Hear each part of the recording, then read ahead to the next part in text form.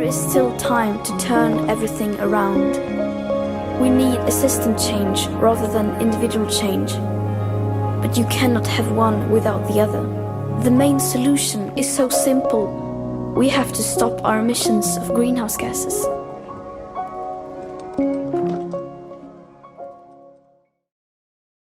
I work for a company called Veolia, and we do recycling, produce renewable energy, and we clean water and clean up wastewater stuff and turn it into fertilisers. That's mainly what we do in this country, and we do it around the world. So I've got a quiz to start with, so that you have to pass a test. You've got to think back to when it was hotter, and you're out, and it's hot, and you're in the park, and you haven't got your reusable bottle with you, and there's no one with any glasses to give you a glass of water. There's just like an ice cream brand, and it's selling these 3 waters. You really need to drink water, and you've got to choose which one you're going to have to save the planet and get your thirst quenched at the same time. So who's going to go for that one? We've got one taker on that one. Okay. I've got some physical examples, and since you selected it, you get to have. There's only one person that can do it. So who wants the metal container? What's the lid like? The lid is, why does that make a difference? Because it depends what it's made out of. The lid's plastic. But if it isn't, then you can't reuse the container. Because you don't know what it is. You can't reuse that. People reuse them. Reuse without a lid. It's hard to put in your bag. But do they reuse those ones? Yeah, they do. Yeah, Do they? reuse those. Yeah. So who wanted these? Not enough for everyone. And then there's the plastic one. Who's going for the plastic one? You're too far away. So I actually saw another one on the way here, and I thought I'd get that as well. That's the metal one from Itsu, which you can reuse, and it's the same price as the one that you can't reuse. So I thought that was kind of a really good deal from Itsu. And then there's loads of other options, aren't there? Because there's the glass one, which is by far the worst in my opinion. But no, I think, and it is debatable because it depends on the context. We were saying earlier, it's a bit like saying, what's the best pair of clothes you can choose to wear. It depends what you're going to do in the circumstances. This one's always really hard, the Tetra Pak. It's multi-layered. So these ones are about 3 layers, but you can get up to 12 layers in a Tetra Pak. So they're very, very hard to dismantle and recover. You can normally recover the fibre off the outside by mushing it up in water, but then the other layers of metal, aluminium and plastic are really hard to recycle. The metal can's great because you can recycle it forever, but it uses a lot of energy, even if it's recycled content, to make a metal can. And unless they've got the plastic lid, they can't be reused.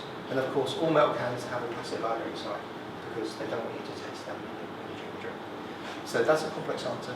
The plastic bottle, I don't think it's that bad an option. It's very light, so when you transport it, you don't use a lot of diesel, so you don't have a lot of CO2 emissions, and you can recycle it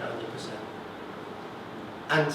And some of the big companies like Coke, they want to produce the plastic bottle because it has the least impact. That's why they've chosen that as their product of choice. So this is a topic that is debated a lot, and it's a good example of where people have a really different view, including the companies selling it and people buying it, of what the impacts are of these things. And I think they can all work in different circumstances. So we recycle a lot of plastic. We recycle 300 million plastic milk bottles back into milk bottles in East London. That's about the number of milk bottles that are produced every year in London. This is how we do it. It's a complex supply chain. Normally people will use virgin plastic and they'll convert it into the format, and then it will be sold, then it will be disposed of. That's where we start, and you might have seen our trucks. They've got this looks like a Vodafone logo, but it's the Veolia logo. My marketing guy will pay that. And then we transport it to a sorting plant where we have to sort it. This sorting is not really done by people anymore. It's done by infrared, shining a light on the conveyor belt, and the reflection we get back tells us what the material is. Then we shred it, and then we grind it and wash it, and we flakes, and it can be extruded back into plastic. And we think this can be a very sustainable process if it's done well. But probably everybody knows that statistic about there being more plastic by weight efficiency. And why does that? Some animals are getting killed directly, but that's not really the main problem with the plastic in the sea. The main problem is that half of the oxygen produced is from phytoplankton in the sea. So half is produced by trees, but half is produced by the oceans. So if you care about breathing, the plastic in the ocean is a problem, and that is the problem of plastic, not the problem of using the material itself. So if you're like designers and stuff, you probably know the story of the NASA Space Pen, right? There was loads of loads of engineers allocated to this project to make a pen that could work in space, right? And there was millions of dollars spent on it, had to survive extremes of temperature and pressure and G-forces, and loads of engineers, millions of dollars, millions of man-hours. And they made the pen, and it worked really well, and you can buy them now, and they're like a lot cheaper. But at the time, the Russians had an alternative, which was to use a pencil.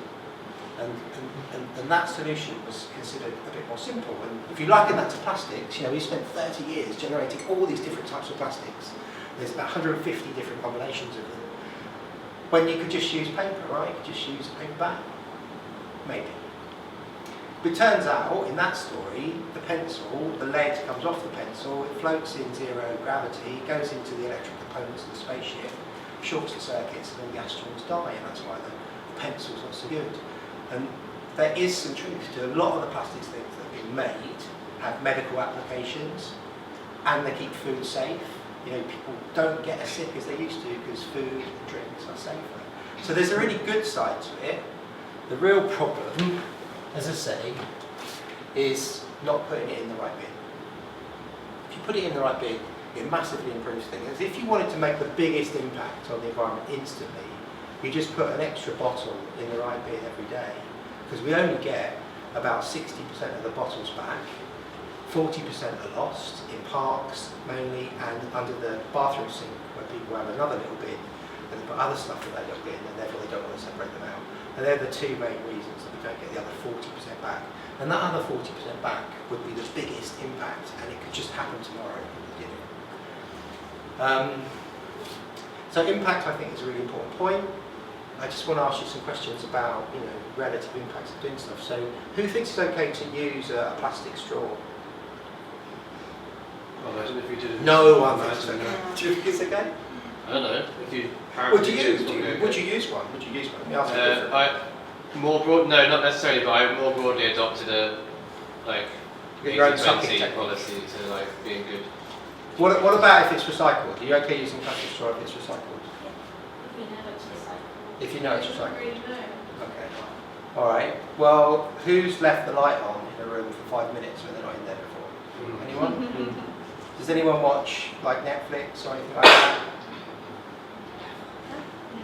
Has anyone ever gone in an aeroplane before?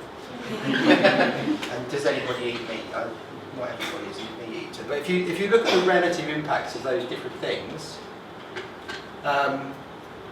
you just have to eat one, not one burger a week, and then you could just not use enough straws to compensate for that impact. And everybody gets really stressed about a straw, but they don't change their other behaviour. I miss flushing the toilet. Some people, you've got to flush the toilet, right?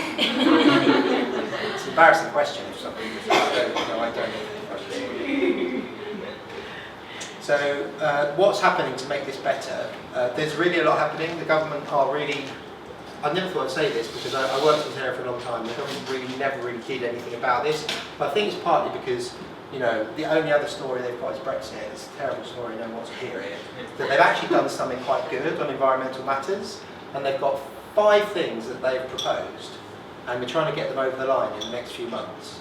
And the first one is to move from a packaging tax, which we have today, so if you produce packaging, you pay a tax to produce it, to what's called extended producer responsibility, and that shifts the costs of making stuff to the manufacturers, who will pass it on to us. But nevertheless, it puts the cost of the manufacturers.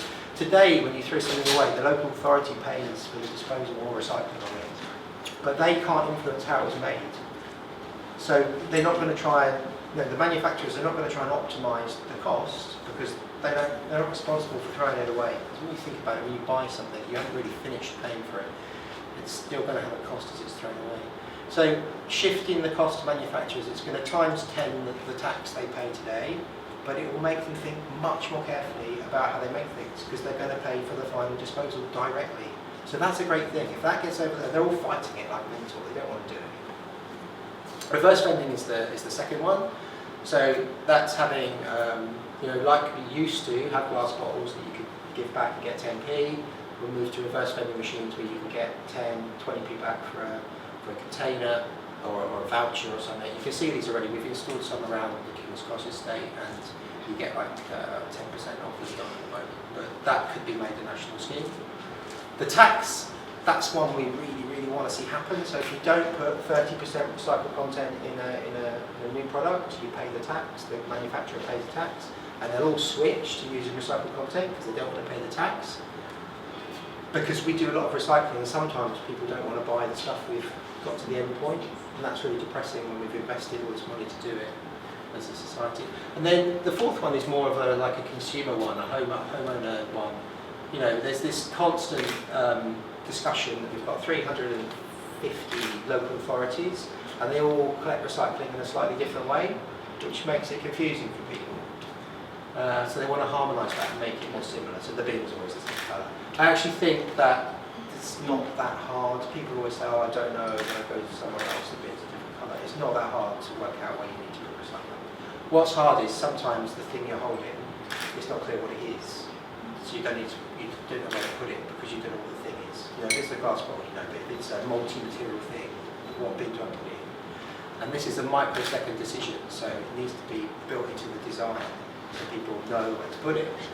So we think labelling will help, harmonisation will help, but it's down to the design community to design things so that people intuitively know what to do with them.